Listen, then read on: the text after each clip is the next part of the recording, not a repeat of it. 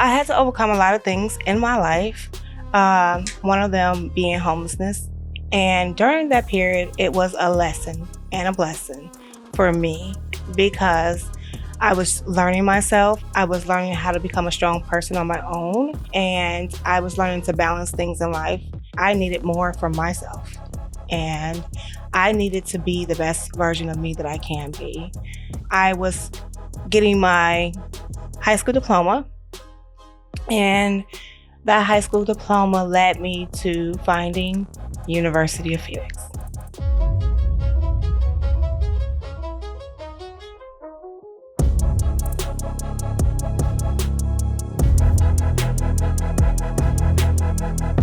Hello and welcome to the Degrees of Success podcast. I'm your host, Stephen Pascal, and we're here in Phoenix at the 2026 Commencement, and I am sitting next to a graduate here. Could you introduce yourself for us? My name is Deann Smith. Deann, congratulations. Thank you. Are you buzzing with excitement today? I am. I'm so nervous, but I am buzzing with excitement. Now, I got to tell you, I'm buzzing with excitement too, because I've been looking forward to this. Okay. I'm looking forward to getting a little bit of time to know you, your background, your story, because there's a lot to learn. Yes. So can I ask, for our viewers, for our listeners, can you give us a little background? What about yourself, your family, anything you want to share? Yeah. Well, I was born and raised in Chicago. I live in Gary. I have two children. My oldest daughter, she lives, in Chicago, and my son that's here with me today. I am older. I'm 39, going on 40. And this is my first degree.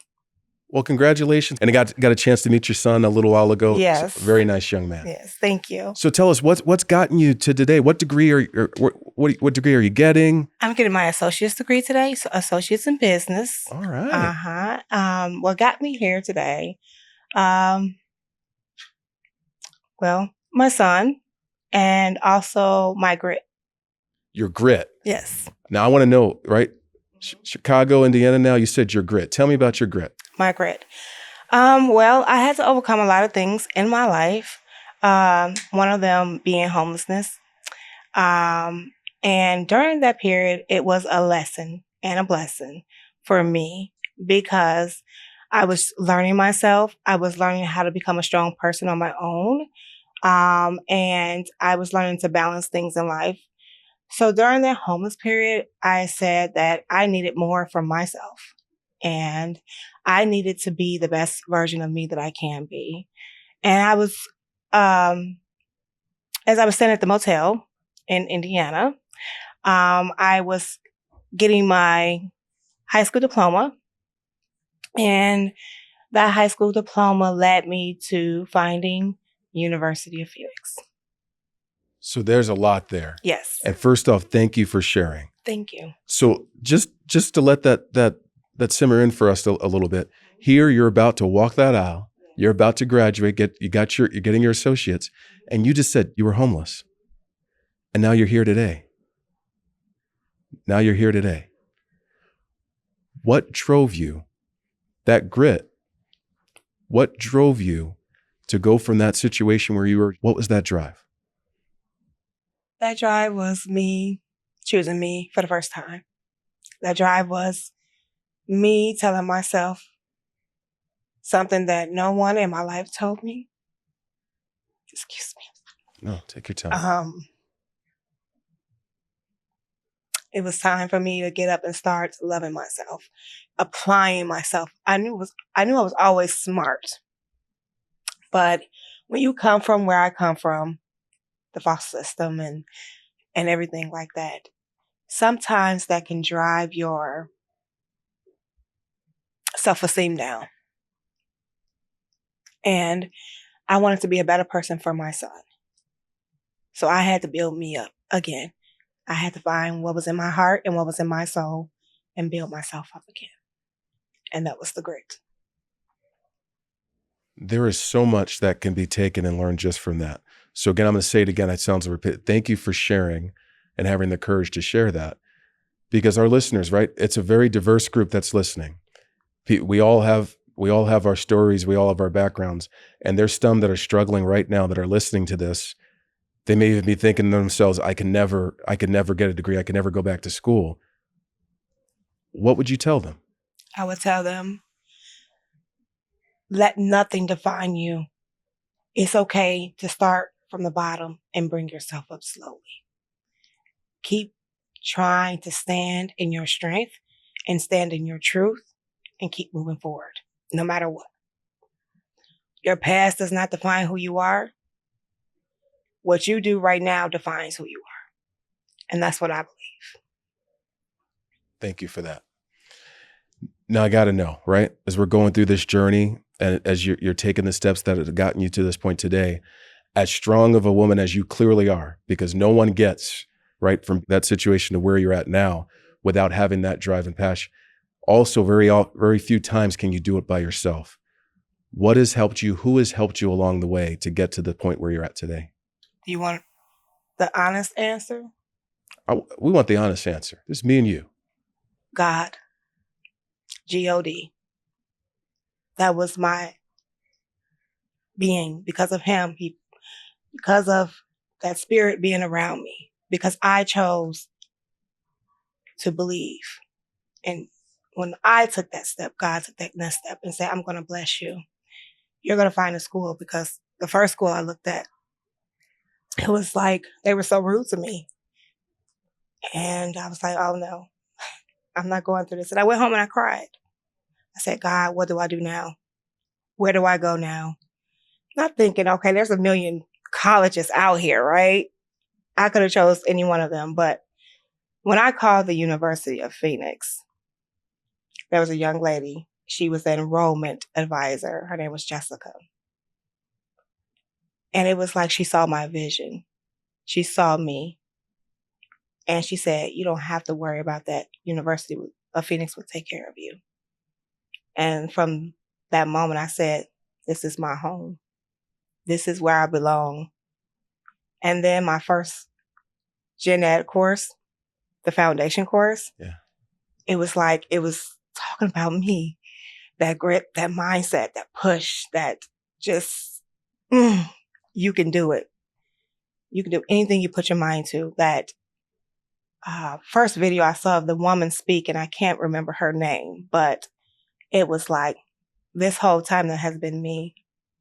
That's what I want to do. And I'm going to show others who are homeless, who have been in the foster care system, group homes, residential homes.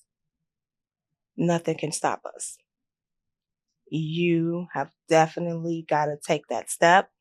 And once you do, this is what happens.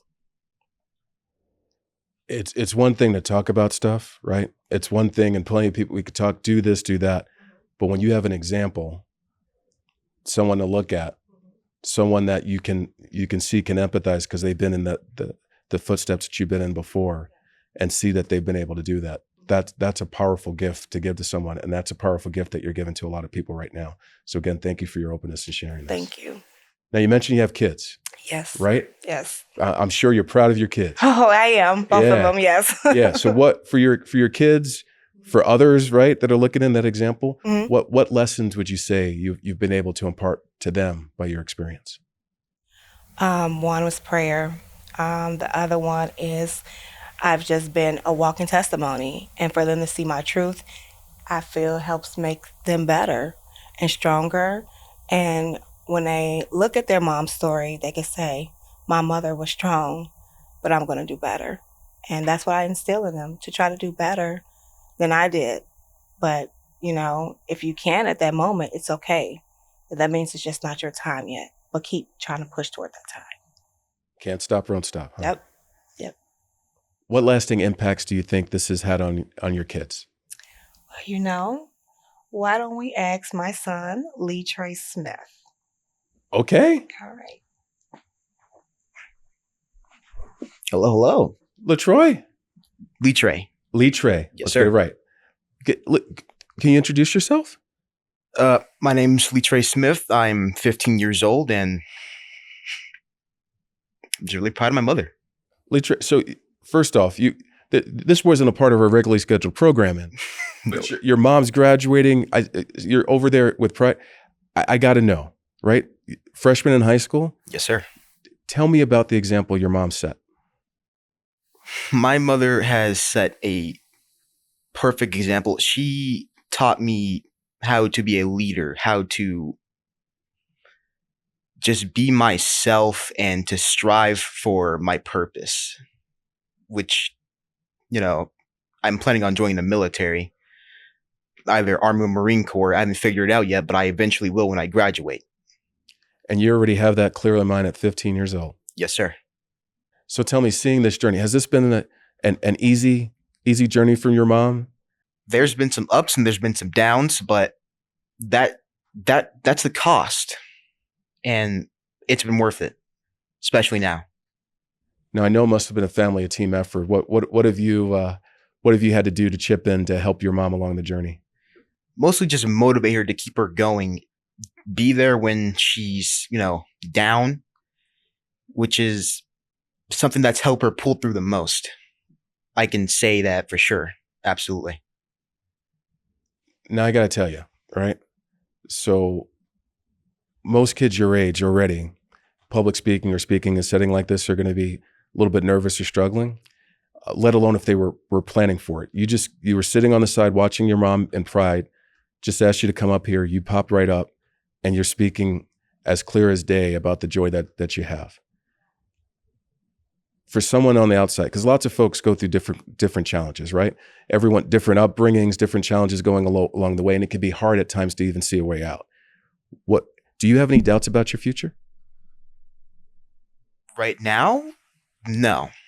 I'm confident that this is something I want to do. I've been saying this for a long time, so I don't have any doubts about anything. Yeah, and looking at what your mom's been able to do, that example. What does that inspire you to do? To push past my limits, to strive for higher, to just be better and surpass what people say I can do and just go above and beyond.